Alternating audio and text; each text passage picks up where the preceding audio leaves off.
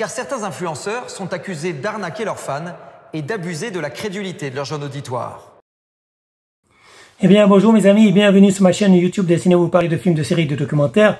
Et justement, s'il s'agit d'un documentaire dont je vais vous parler maintenant.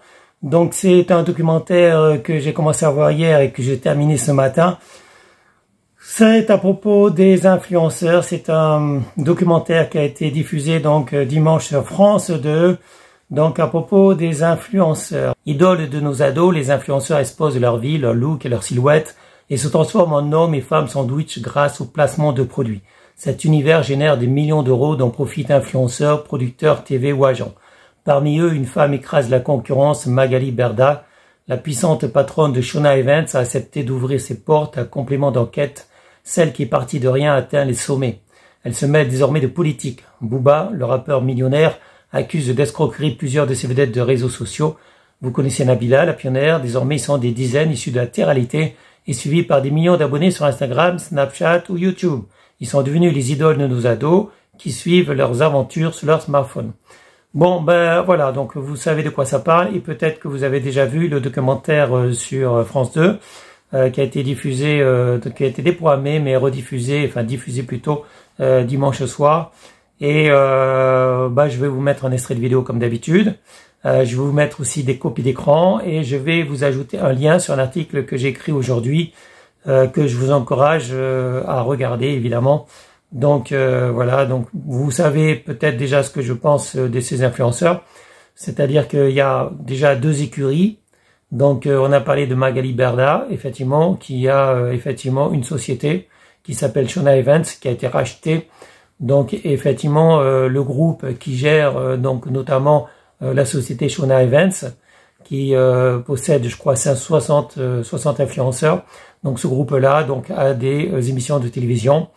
Et en fait, ils recyclent les influenceurs, c'est-à-dire qu'ils fabriquent des influenceurs grâce à des émissions de télé-réalité, des émissions généralement assez stupides comme les Marseillais et tout ça. Après, vous êtes libre de regarder puisque c'est des émissions qui sont faites pour distraire, hein. C'est juste fait pour s'amuser, faut pas prendre ça au sérieux, mes amis. Généralement, c'est des jeunes gens assez beaux physiquement, donc une jolie plastique, mais qui n'ont pas grand-chose dans la tête, voilà, donc ils sont juste là pour nous divertir, pour divertir en fait ceux qui regardent. J'ai essayé mais c'est un peu trop stupide pour moi, donc je laisse ça à certains jeunes en fait, certains jeunes qui n'ont pas autre chose à faire que de regarder donc ces émissions. Et c'est vrai que comme un film comique peut divertir, ces émissions de télé-réalité peuvent vous vider la tête tellement c'est d'un premier niveau en fait mes amis.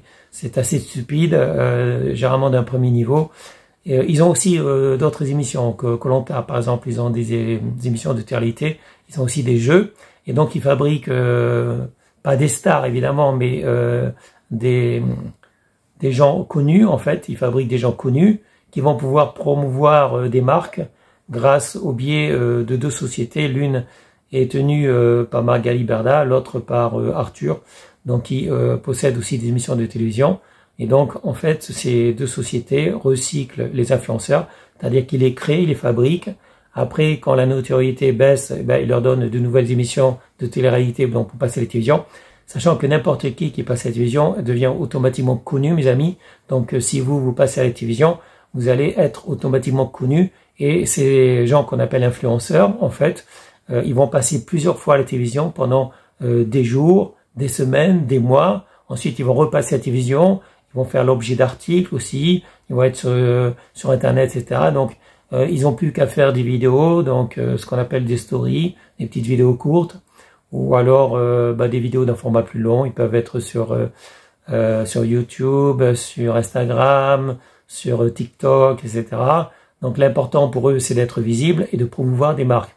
Donc, les sociétés leur proposent donc des produits, évidemment qu'ils ne testent pas, hein, donc c'est des produits qu'ils n'ont pas essayés. Donc des shampoings qui peuvent vous faire perdre les cheveux, des lotions de beauté, des crèmes de beauté qui peuvent vous donner des boutons, donc plein de cochonneries mes amis, et chacun est libre d'acheter ou pas.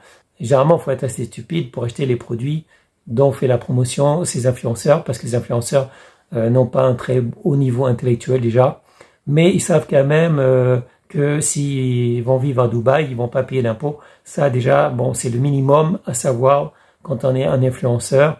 on évite de payer des impôts parce qu'ils gagnent facilement entre 25 et 60 000 euros par mois.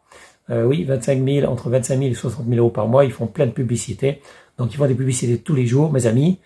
Et les sociétés qui gèrent ces influenceurs leur trouvent évidemment des marques, des entreprises qui veulent faire la promotion de leurs produits, non pas avec la télévision classique, la publicité classique à la télévision, qui elle coûte très très cher parce qu'il faut savoir que la moindre minute à la télévision ça coûte extrêmement cher, donc ça coûte moins cher de payer des influenceurs, enfin des gens qui sont déjà connus, qui vont faire l'homme sandwich ou la femme sandwich, c'est-à-dire qui vont faire connaître vos produits, les produits d'une entreprise, que ce soit d'une story. Malheureusement la story s'efface au bout de quelques jours, donc c'est une visibilité assez courte, mais ils font aussi des formats plus longs, des formats qui vont rester, que ce soit sur TikTok, sur Instagram, sur YouTube, etc.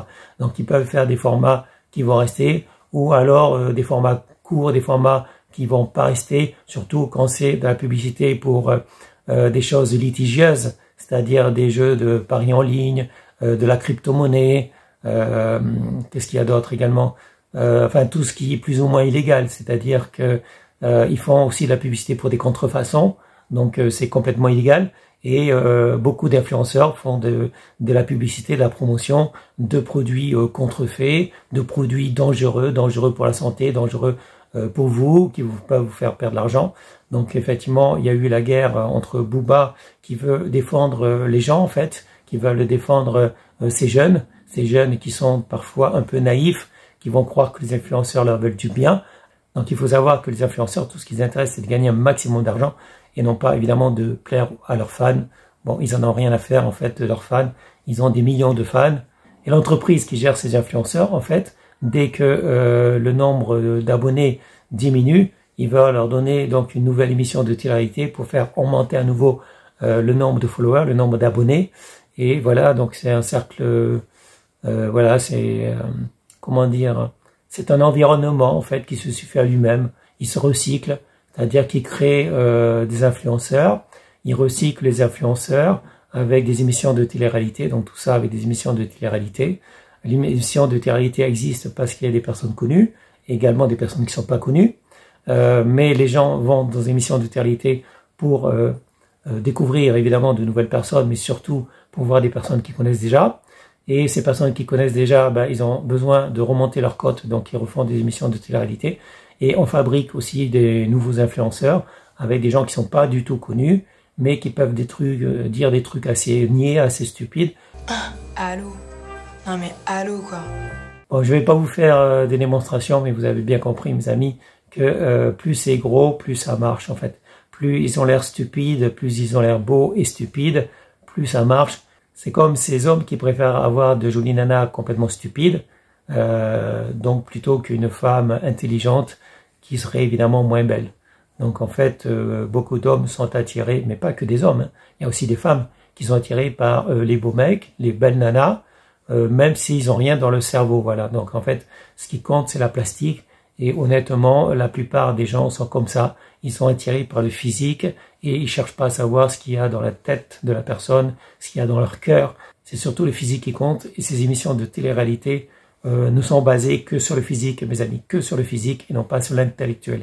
Le jour où on fera une émission sur l'intellectuel, basée sur l'intellectuel, ça attirera pas beaucoup de monde. D'ailleurs, il y a déjà eu des émissions basées sur l'intellectuel, genre, par exemple, quand on invite des auteurs, des écrivains, eh bien, il y a toujours des émissions où on invite des écrivains, mais c'est généralement tard le soir parce que ça n'attire pratiquement personne.